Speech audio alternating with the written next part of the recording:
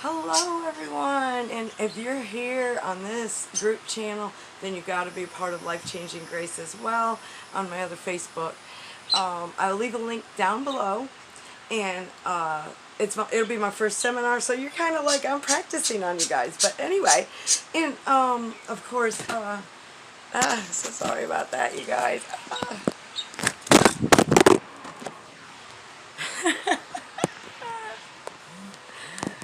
Hello everyone, I see you, God bless. Now, if you're not a part of this group, you're just coming in, I'm welcoming you. And uh, YouTube subscribers, Life Changing Grace fans, comments are down below. Hit like if this resonates with you. We've got to stop giving grounds to the devil. A lot of times we're not even realizing that we are giving a playground for him to toy with and play around with and everything. So we're gonna come together tomorrow at 1 and simply just talk about the fact of some of the negative things that keep going through our heads all the time, and what we do to ourselves when we have these emotions that got a hold of us. And the thing is that the devil will say, well, you did this, you did that, and you did this, and you did that, and you did it wrong, and you did that wrong, you did this wrong. Who are you to be talking about this right now? And look at what you did in your past, or anything of that sort, you know. A couple years ago, the devil would put in my head, because I would think about something. Sometimes I would just think about it and forget to rebuke it, and it would happen and it would occur.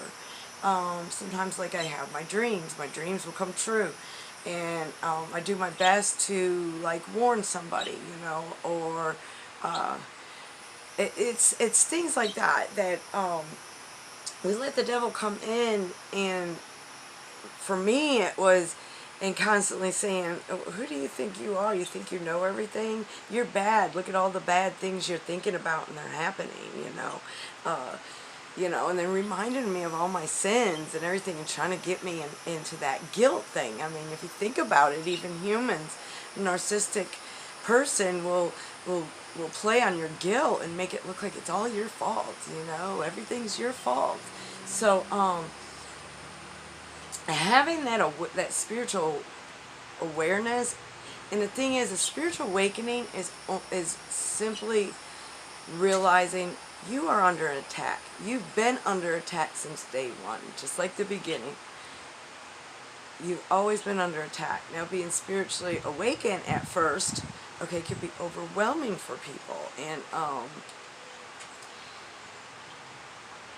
you tend to get into that sort of rut. And that's what I'm saying, that the devil uses people, and then he uses your mind.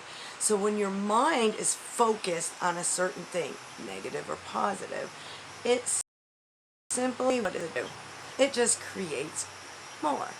That's like being, you know, if you're in a bar and there's a fight over there, and if you've ever noticed, after a fight, no matter where you're at, after a fight, okay, emotions rise, okay, and then words become a curse.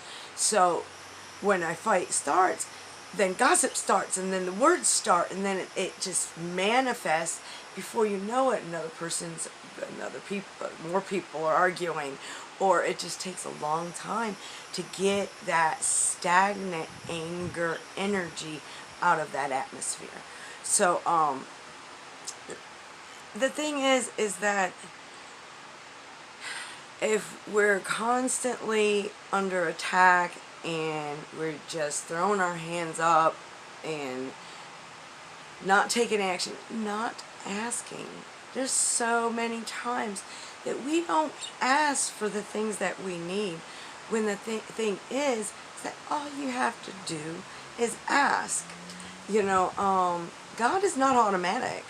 He's not going to, if you don't notice him and recollect him, he's not He notices you. He's going to protect you, but you're going to have that open door for the grounds for the devil to come in and start playing with you.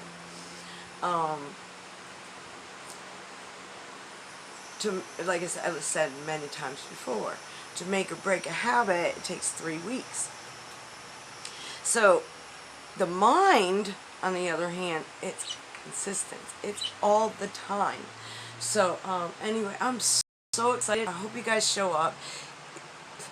The $1.99 is simply a symbol, okay? Because for most of us that are caught up, with finances and running the world and trying to feed everyone and trying to do everything, that is just a symbol, because if you pay any money at all, you're going to show up.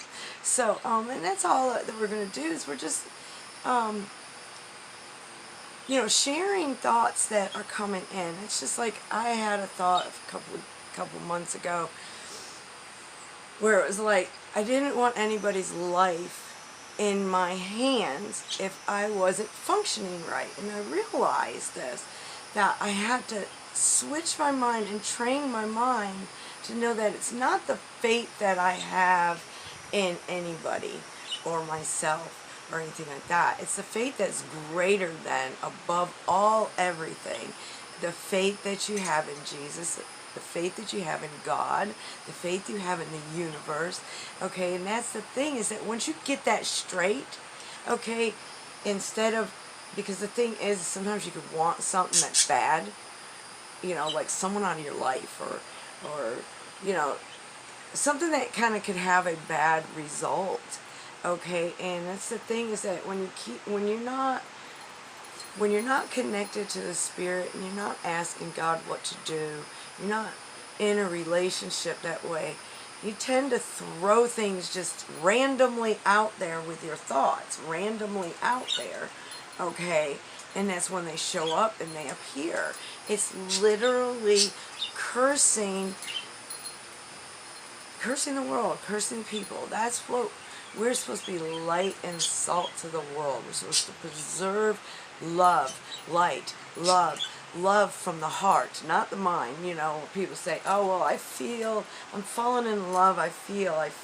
Those are just things that are firing in your brain, okay? Which, of course, if you have a healthy heart, okay, that'll radiate even in circumstances that are chaotic. And then you'll start realizing that what once was chaotic isn't as chaotic anymore, because even the people that you're around are starting to change as well. And you, okay, your way of thought, okay, is that you don't put more kindling on the fire, per se. So, anyway, I'm so glad. I hope you guys are gonna, 1 o'clock tomorrow. It was supposed to be Thursday. It was supposed to be Wednesday. So I'll be doing a lot of Q&A and wanting you to, so that we can kind of, like one question would be, what runs through your head when you are hard on yourself? Do you tell yourself that, what's the point in this? Or do you tell yourself, if I can't beat them, join them, I used to say that a lot, and the thing is that I was pretty evil in my thoughts. The Lord, truly, the thing that He truly, truly hates the most is our thoughts, because our thoughts radiate, obviously, from our heart, okay, and our heart could be unbalanced and bruised and hurt and everything else, and you can, if you're carrying that, okay, your thoughts they're not going to be balanced, okay? And we got little techniques that we can do that, and I'll go ahead and I'll share this one with you. You have little pressure points in your fingers, okay? And when you feel a little bit of anger, you can do that. And then there's another one that's real famous, crying. If you keep, every time you're trying to, you end up crying. That's an emotion that's deep down that needs to heal. So that's the reason why we cry. And the thing is that if we don't give a certain thought or a certain circumstance or even a prayer. You can pray and you can cry, okay? And the more you pray, and the more you end up crying, the more you heal. It's just like I'll be praying, and this is something that's new for me too. I'll be praying and meditating and rejoicing, and I'll just start crying. And the thing is it's whatever it is that I'm praying about for the world, or for whatever it might be, after I've taken everything and pushed it out and cleansed my body of all the thoughts and pushed it away, then some indifferent thought will come in, and I'll just start crying. And sometimes, a lot of times when this first started, there was no thought, there was no emotion, there was no nothing. And here I am tearing. I mean, I'm not bawling, I'm tearing. But the thing is that if you don't allow your soul to heal by crying, you will be so sensitive to everything. So we're going to talk about those triggers, cry triggers.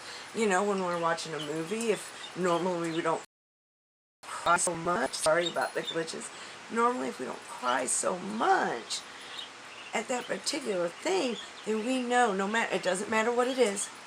Okay, stop wasting time trying to search what it is. If it pops up, the Spirit will show you that. Once you need to know it. But once you start healing, the Spirit will say, okay, you're healed enough, here it is. You know, so that you can help other people. And that's what the whole thing's all about, is coming together with, you know, because we all think different, you know. And so once we come together and we magnify God, we give each other encouragement, even in our failures. You know, our failures can possibly not be such a failure for the next person coming down. You know, and I'm always in prayer that everyone gets it quickly, fast. I'm fixing to turn 49 on May 1st. That's why I'm going to go ahead and try to do this little thing. And Mother's Day's coming, so I got a thing for Mother's Day, you know. So anyway, I'm so glad you're here. If you come back, or you're here at the new channel, then God bless, and I'm so glad you're here. And everyone, I think it's Misty, Alexis. Anyway, I get that a little confused. But anyway, there's some of you out there, I'm getting to know your name again, and I'm so glad I got to see you. I'm so glad that I'm finding an easier way to get in touch with you guys and talk and you know, listen. I'm getting into this thing where I just really like to listen to people's voices and just listen to them, and I like to pause, and most of the time, a lot of times I'll pause, you know, and people that know me will be like, okay, where are you going with this, okay? And that's out of the normal when I pause, because when I pause, there's something coming in, and I want to make sure that it is addressed and comes out the right way. So it'll come in, and then anyway. So I love you guys so much, and God bless.